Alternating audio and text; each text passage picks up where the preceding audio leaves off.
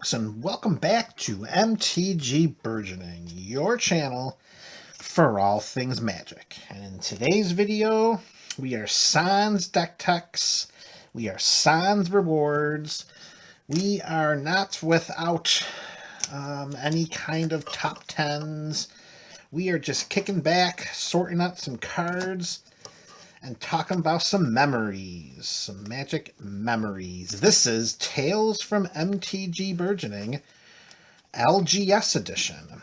And from last we left, we were talking about, what were we talking about? We were talking about the LGS EDH League. And we left off with the very last full season of my participation. Went through the first 4 years, and now we're up to year 5. And this year, year 5,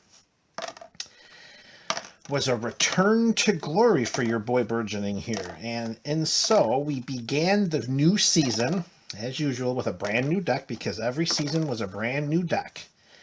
Never to repeat past decks, never to play with decks that had already been seen. One deck for the season, and this time we went with a partner deck. We went with a teamer partner deck for season 5. And the partners were Thrasios, the Triton hero. You know, the dude that, the merfolk, where you can tap 4, scry 1, and then reveal the top card of your library. And if it's a land, you put it into play. If it's not, you draw it. That was Thrasios, and it was paired with Crom, Ludovic's Opus, the I think it was CMC of 3 blue and a red. He came into play, he was haste, and whenever an opponent cast their second spell each turn, then I got to draw a card, or, you know, Crom's controller got to draw a card. So those were the partners of the deck. The deck was focused on, you know, teamer color, so we're really interested in ramping out, and, you know, there were times that we were able to utilize Thrasios' ability a lot, not to the point where it was, you know, warping the deck like we see in so many of the CDH level commander decks that feature Thrasios, but it was enough to ramp up, and Crom would come out in the mid to late game to help replenish card draw. And, you know, there were a bunch of spells in the deck to help draw additional cards, and because the deck was focused with the commanders about drawing cards and getting cards into our hand, there were also a bunch of creatures and other, you know, spells that were included in the deck to help take advantage of drawing all of these cards. Like Locust God was a part of that. The squid, what the heck was that guy's name?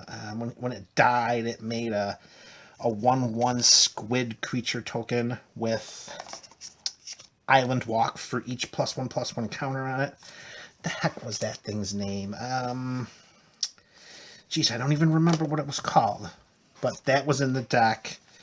And, you know, a bunch of other cards like that were in the deck too. I had a copy of Kozilek the Great Distortion, because, you know, it could come down, and in so doing, it would allow us to draw cards up to 7, which would trigger a bunch of the other creatures that were in the deck as well. There was some artifact, the Psychosis Crawler. Was that the artifact creature's name? That one that whenever you drew a card, each opponent would lose 1 life, and its power and touches were equal to the cards in your hand, or something like that. So yeah, so that was the theme of the deck, a bunch of cards like that. I had also included, just to have a little bit of, you know, outside the border fun, because when, you know, when you're playing with your deck and your deck is Batman and Batman is going to win the deck for you, sometimes your utility belt can be filled with various win conditions, and one of the other ones was including a copy of Spawnsire of Ulamog, which, because of the ability to create such ridiculous mana, because the deck did have a Gaia's Cradle in it, and it did have ways in which to create creature tokens, like with Avenger of Zendikar and Chancellor of the Spires, in addition to having a copy of, what's the green guy, when it comes into play, you draw a card for each green creature you control. Not Regal Behemoth. Oh, come on, what was his name? Oh, it's on the tip of my tongue. I think he's 4 and 3 green. Somebody help me out in the comment section. What was that guy's name? He comes into play. You draw a card for each green creature you control. Him coming down after an entwined tooth and nail with Avenger of Zendikar, and then stacking your triggers appropriately. That was awesome, particularly if you already had the Locust God in play at the same time. Yeah, that was great. That was really great. And with abilities to copy an entwined tooth and nail, that was definitely one of the win conditions. But anyways, I'm getting ahead of myself here. So, or not ahead, I'm backlogging with the talking. So when having the Spawn Sire of Ulamog in play and having the mana available to tap the 20 to activate its ability to cast any number of Eldrazi cards you own from outside the game, of course it was predetermined during the beginning of the season that year through the LGS that it would be okay to allow that as a quote-unquote sideboard option in Commander, as long as everybody was informed of it at the time of the game starting. So I'd sit down and say, okay, I have spells in my hand that will allow me to take cards from a sideboard, which was okayed by the league, by the store owners that were running the league. So the sideboard of 15 cards would sit out right there, and when that would sit out right next, adjacent to the deck in the command zone. And anytime I was able to activate Spawn Sire's ability, we would just clear the board with all his dust, and then come down with Kozilek, Butcher of Truth, any kind of Eldrazi spell that could have fit in there. Kozilek, the Ulamogs. Boy, oh boy, what else was in there? Pretty much any of the Eldrazi spells that I could. Of course, Emrakul, the Eon's Torn, was not an option because that was and still is banned in Commander. But that was just an additional win condition option for the deck. I didn't do it very often, but it did come in handy, and I was able to pull it off a couple of times. Because when you have a creature like Thrashios as a commander that allows you to do what it can, getting the kind of mana to try to utilize that a few times each turn, well, that becomes one of the things that you want to accomplish with the deck. So if we're going to build the deck with such a big, base and need for mana, it wasn't a bad option to include other ways in which to use that mana. And Spawn Sire of Ulamog definitely helped with that. So the deck, it ran very well. Like I said earlier, when I was talking about a return to prominence for your boy here, Burgeoning, it was to the point where by the time the, 20, 22, 24-week season had ended in this particular league year, I was able to accumulate more points than any other player during that time. And when the Invitational came around, I was at the #1 seed. And if you've been following this series for, since its inception, particularly when talking about the different league years that I've had at the LGS for the Commander League, you'll know that that's happened only one other time, and that was with Scion. And when I had the Scion deck, that was, the most successful deck I've ever had in a season. Now, this partner deck did not mimic the same level of success as that Scion deck did, and I don't know if one ever will. However, it did get me the #1 slot in the Invitational, which kind of is a big deal, because when you go to the Invitational and you're split into the 2 pods, 1, 3, 5, 7, and then 2, 4, 6, 8, depending on the points that you accumulated during that year. When you're at your odd pod and you're the #1 seed, you go first. And same thing with the even pod. If you're #2, you take the turn first. So that gives you some kind of an advantage. So for the second time during my entire, career playing at the LGS in this league, I ended up the #1 seed in the Invitational. And that was a pretty big deal, because with the way the deck was maneuvering through weekly pods and then the super pod at the end of the night and, the store credit and the points, I was sincerely, genuinely, seriously entertaining thoughts that I was going to capture. I am going to recapture that elusive store championship that I had won the 4 years previous 4 seasons, that I had won 4 seasons ago in my first full year in the LGS EDH League. this was the deck that was going to do it. Everything was working out, and it really, really was. It's so many different ways in which to win, and the colors of Temur allowed me to use blue if needed for, bounce spells and disruption. The green providing the creatures, and then the red, if needed, providing some direct damage spells like a Comet Storm if needed, something like that. So we get to our Invitational after flash forwarding through the season. Top 8 Invitational comes in, and 1 seed, first pod, no problems. I mean, you just went right through. I remember sitting at my pod thinking, all right, I've got this, looking around and seeing who else was in the pod and what their commanders were, knowing historically from previous games during the season and keeping an idea of how they played, the different players and the decks that they had, the archetypes that their decks were, and what they were likely to do, because, Magic is a game of cards played with people. So that was kind of an advantage for me. I'm sure it was an advantage for other players too, because the longer and more you play with others, you're going to know their tendencies, you're going to know how to read them, you're going to know what their deck does, you're going to know what it doesn't do, and you're able to formulate the strategies even before you shuffle up and draw that first card. So, as I am participating in my first Invitational top pod before trying to get into the super pod at the end of the night for the contention of the store championship, I'm hearing out of the back of, the corner of my ears off to the side of my peripheral, there's the second pod a couple tables over. And, you kind of listen in to hear, well, I was listening in to hear what was going on with the other players there, not to gain distinctive advantages or anything like that. But, I mean, it happens. It's just the sound travels. And I'm noticing during the other pod play, during the odd pod, during the even pod, because I was an odd pod, I'm hearing discussion, but not to the point where it was an optimistic or congenial discussion, but talking. There was just some stuff that was, I don't want to go to the part to say it was heated, but it was noticeable. We'll just put it that way, because I'm doing a little bit of foreshadowing here as we get closer to the end of this Invitational of the 5th full season that I had participated here at the EDH League.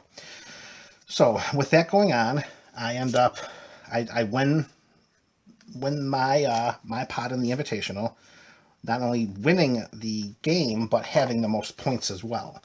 And of course, like previous seasons, what ends up happening is from each pod, whoever wins the pod and whoever gains the most points outside of the winner advances to the final Invitational to crown the store champion. So I was there, and then somebody else made it too. So we're awaiting the conclusion of the other pod, and that wraps up pretty soon after ours did. And so the super pod begins for the store championship. I'm sitting down with my partner Temur deck, and the other guy comes with me that we have participated in pods many, many times in the past. Actually, in remembering the history of the series here, the guy that came with me during my odd pod was the same guy that eliminated me with my Scion deck, the Dimir Zombies and the timely casted Patriarch's Bidding with good old Grey Merchant of Asphodel in the graveyard at the same time. So we made the same pod together the first round, and then also made the super pod for the store championship. And then I don't even remember who the third player was that joined us for that super pod, because unfortunately it did not last for very long. Player number 4 sits down, and with a look of disdain from player number 3, again, I don't remember who player number 3 was. I just remember it was not a very settling look that he had on his face, and he sits down, and we're just looking around. He's like, well, we're going to be in trouble, the guy says. I'm like, well, what do you mean? He's like, well, you'll see. Player 4 sits down, pulls out his deck, puts the commander into the command zone. The commander is Teferi. Temporal Archmage. This was the Teferi that was specifically designed to be a commander from the Commander 2015 pre-constructed decks. You know, there was 5 mono white decks, and every commander, there was a planeswalker option as a commander for every single one of those decks. And for the blue deck, the planeswalker commander option was Teferi, Temporal Archmage. Unfortunate for the 3 players in the final pod of this season invitational, this was somebody who had constructed a Tier 1 CDH deck with Teferi as its commander. And immediately, concern arose from me, not verbalized at the time, but just thinking in my head. I'm like, you never played with that deck one time during the season. Not one time ever did this Teferi deck with the CDH level infinite combos with Teferi by turn 3, did that ever come up during the season. So I turn to him before we begin playing, as we're shuffling up, getting cozy in our seats. I turn to him and I say, new deck? And he responds like, yeah, I made a new deck for the invitational because I kept getting killed during the regular season. I kept losing during the regular season, so for the invitational, I decided to make a CDH deck. Now, what anyone else thinks about that, I would be interested to hear in the comment section below, because I cannot be alone, and I was not alone during that night, thinking to myself, how can that be allowed? How did the owners, how did the league overseers think that that was okay when the decks were being checked in at the beginning of this invitational? Because, you know, you check your deck to make sure that everything is okay from a legality standpoint and all that other stuff. And this passed. This was deemed okay. And for me, it was not okay, because this, again, was not anything that was alluded to in any point in time during the previous season. It was a Tier 1 CDH deck. And when the game got underway, it performed like a Tier 1 CDH deck.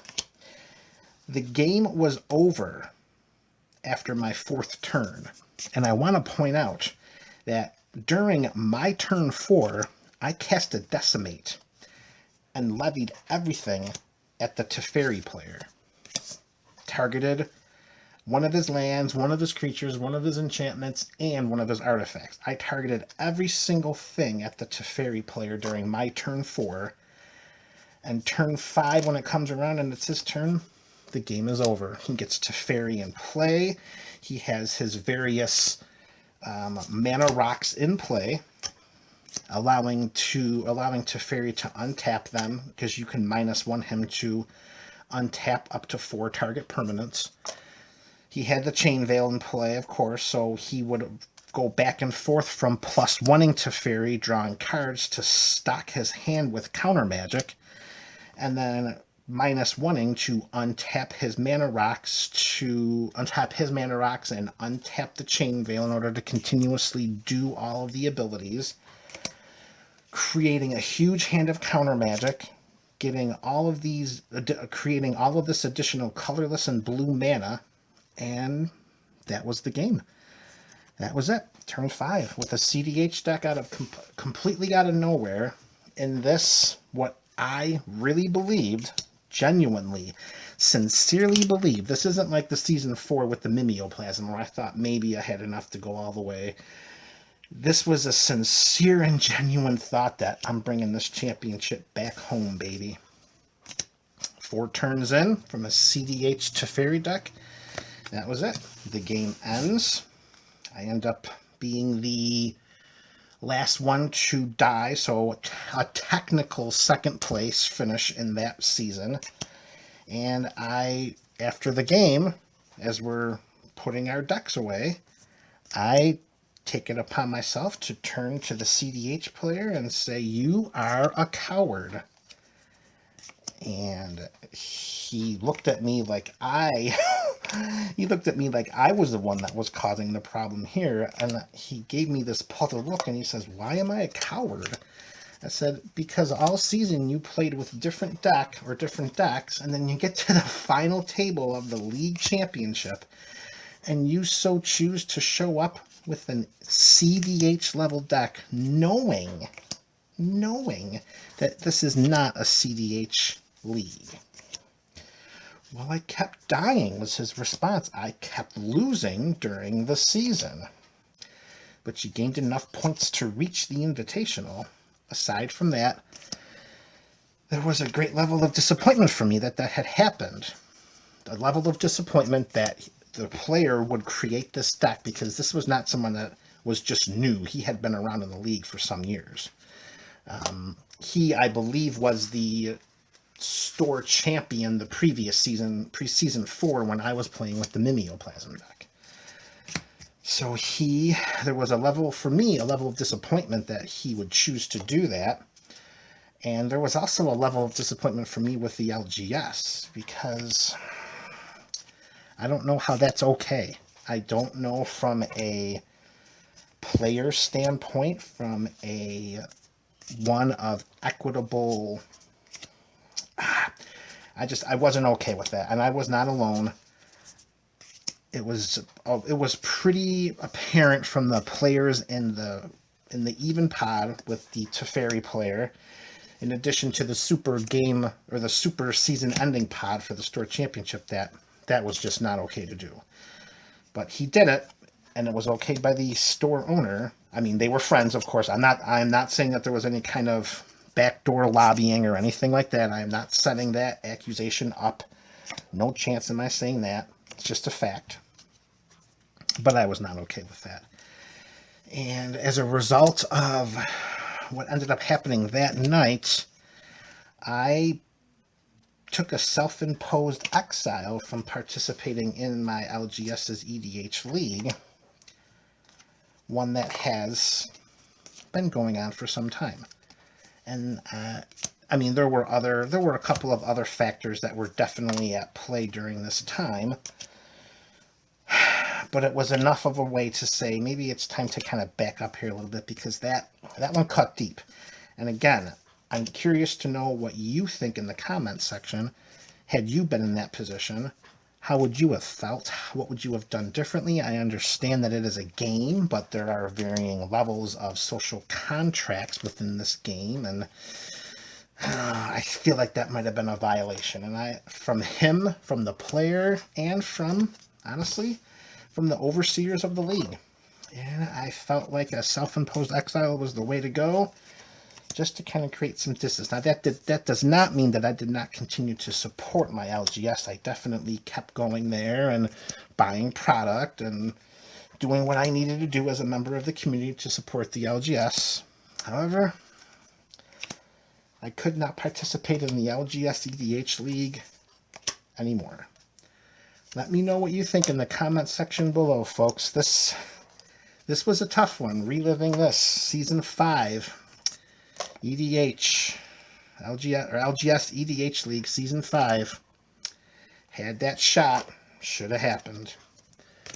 This is MTG Burgeoning, folks. These are tales from the LGS.